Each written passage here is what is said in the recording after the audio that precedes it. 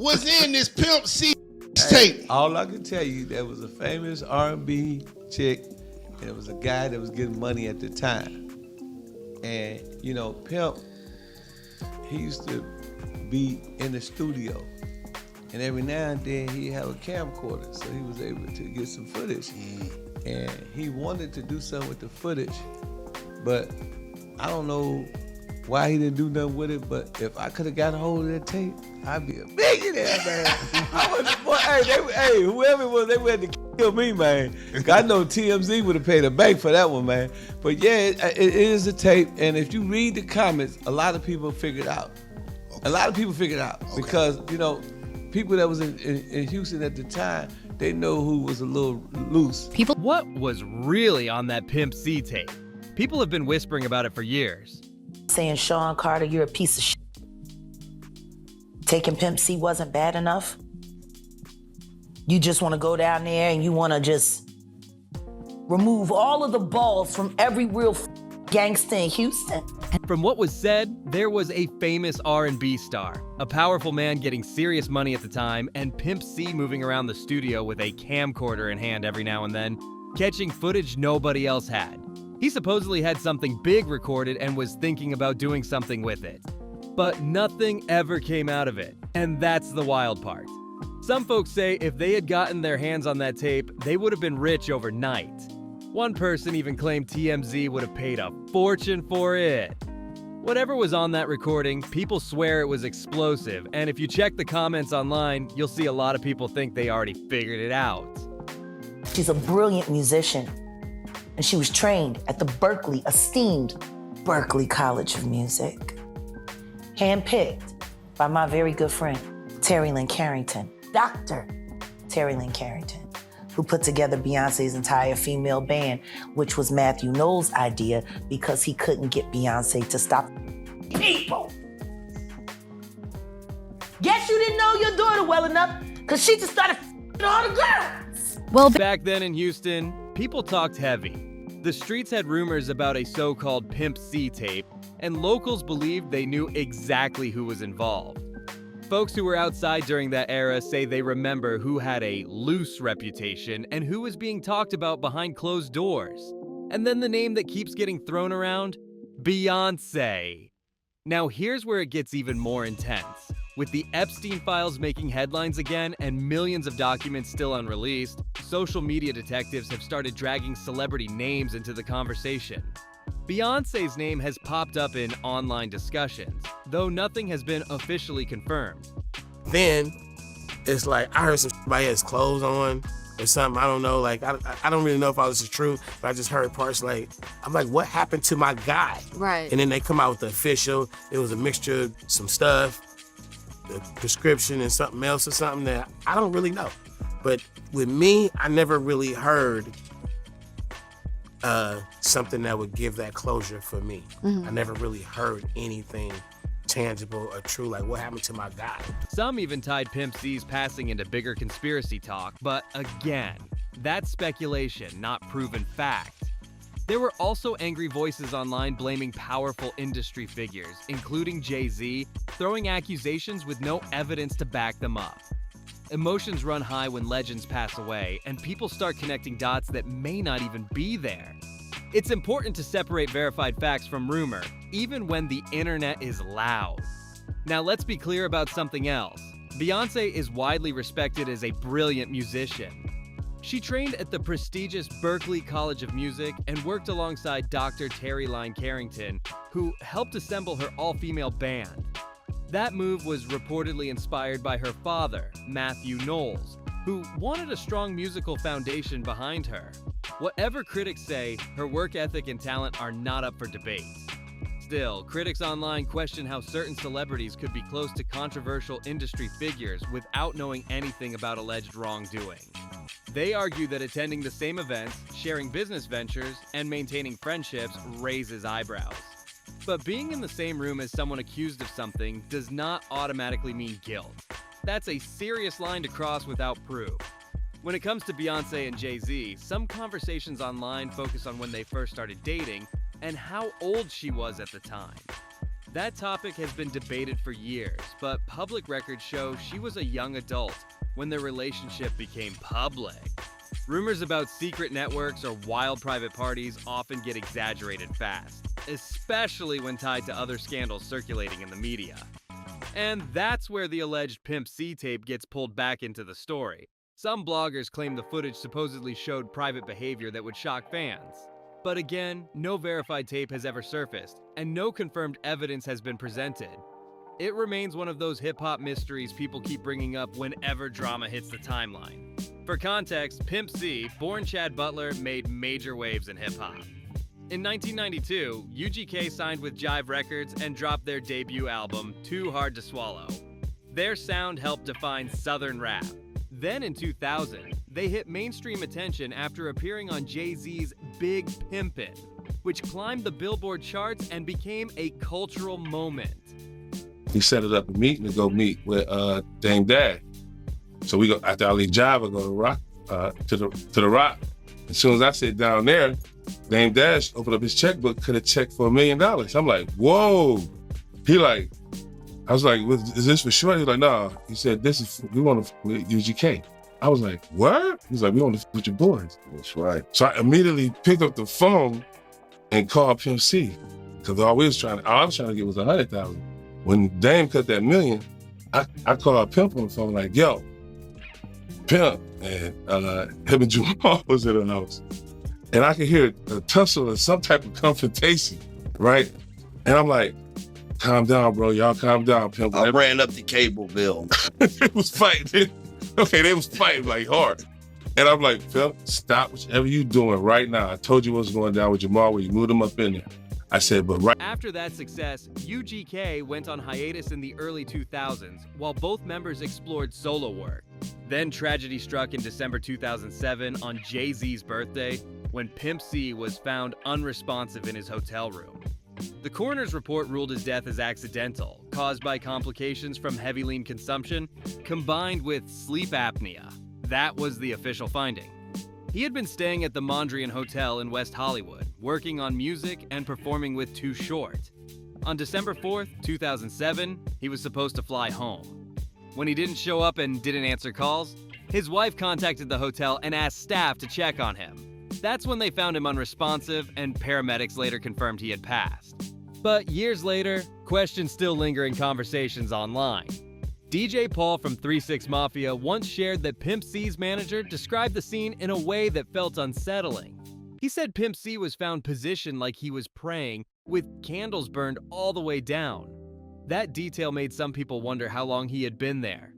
DJ Paul also mentioned there was blood present, and some believed he may have been hit in the head, though nothing like that was confirmed in the official report.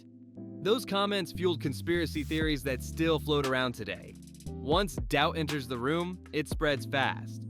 Too Short also spoke openly about how hard it was to accept what happened. He's like, wait a minute, how many dudes are there? And so she's like, oh, it's about 9 or 10 guys, I guess, over there. Where are they now? They're in here, they're in the soundstage, they're kind of watching, watching her film. What is she wearing? They describe the outfit, and he's like, yo, clear the room. Wow. So they immediately come over to us, and they kick all of us out, send us up to our dressing rooms. Wow. And we're told to stay there until we have to shoot. Okay. We're not allowed to watch Beyoncé dance anymore in the video. In an interview with Hip Hop DX, he said, I can't believe it's 10 years, and I have never till this day been able to accept the circumstances. That's a lot of these little weird situations with folks getting found in hotel rooms and they always be by themselves in a hotel somewhere in some strange-ish. And I'm just like, what the hell is going on with celebrities in hotel rooms checking the 27 Club? That statement alone kept people talking. He later told Vlad TV that things just didn't add up to him. He admitted he heard rumors about details involving clothing, but wasn't sure what was true. He said, it is like I heard some about his clothes on or something. I don't know, like I don't really know if all this is true, but I just heard parts I'm like, what happened to my guy? That confusion and pain still echo in interviews. At the end of the day, there's the official report, and then there's the street talk. The official cause was accidental overdose complicated by a medical condition. Everything else lives in the world of speculation, whispers, and online theories. And until solid proof surfaces, that's where it stays. So then the official story drops saying it was a mix of prescription medication and other substances. Something along those lines. But for some people close to the situation, that explanation never brought real closure. They've said they never heard anything solid that truly answered the question, what happened to my guy? That uncertainty still lingers. Now let's step into the Pimp C and Beyoncé angle, because this is where the rumors really spiral. Over the years, people have pushed the idea that someone powerful may have wanted Pimp C silenced, though there's never been proof of that. What is documented, however, is that Pimp C openly criticized industry heavyweights, including Jay-Z. He didn't move quietly, and he didn't play industry politics. In an episode of The Art of Dialogue, record executive Greg Taylor shared a story about a tense phone call involving Jay-Z and Pimp C. According to the story, after a collaboration deal for Big Pimpin' was arranged, Taylor called Pimp C with big news while sitting with Dame Dash, who was ready to cut a major check. He set it up a meeting to go meet with, Dame Dad. So we go, after I leave J.I. go to Rock, to the Rock. As soon as I sit down there, Dame Dash opened up his checkbook, could have checked for $1 million. I'm like, whoa. I was like, is this for short? He was like, no. He said, we want UGK. I was like, what? He was like, with your boys. That's right. So I immediately picked up the phone and called PMC, because all I was trying to get was 100,000. When Dame cut that $1 million, I called Pimp on the phone like, yo, Pimp. And him and Jamal was in the office and I could hear a tussle or some type of confrontation. Right, and I'm like, calm down, bro. Y'all calm down. Pimp, I ran up the cable bill. They was fighting. Okay, they was fighting like hard, and I'm like, Pimp, stop. Whichever you're doing right now, I told you what was going down with Jamal, where you moved him up in there. I said, but right now I got $1 million check for you, and all we want was 100,000. I was just like, who's that with? I said, with Rockefeller. He was like, what? I was like, yeah. He was like, I'm watching Dan with the checkbook and he writing it out. He was like, ain't that with, over there with Jay-Z? I was like, yeah. He was like, man, tell him to take that check to go give it to Tupac. Mama, that quote has circulated for years. According to the story, Pimp C turned down $1 million from Rockefeller and allegedly said they should give it to Tupac's mother instead. That moment painted him as someone who didn't trust certain industry figures and wasn't afraid to say it out loud. Pimp C had a reputation for speaking his mind. He called out artists, executives, and power players without hesitation. Some fans believe that kind of boldness makes enemies, especially in an industry built on relationships and influence. Still, there is no verified evidence connecting his outspoken nature to his death. Now, here's where Beyoncé's name gets pulled into the mix again. There's an old story shared by Bun B about being in the studio with Beyoncé while Pimp C was present. According to Bun B, Jay-Z called the studio and asked who was there and what was going on. When he heard that Beyoncé was wearing a revealing outfit for a shoot and that several men were in the room, he allegedly told them to clear the area. He's like, wait a minute, how many dudes are there? And so she's like, oh, there's about 9 or 10 guys, I guess, over there where are they now? They're in the sound stage. They're kind of watching her film. What is she wearing? They describe the outfit and he's like, yo, clear the room. Wow. So they immediately come over to us and they kick all of us out. Send us up to our dressing rooms. Wow. And we're told to stay there. Wow. Until we have to shoot. Okay, we're not allowed to watch Beyoncé dance anymore. That's the end of that to the video. That story gets retold as proof of tension, jealousy, or control, depending on who's telling it.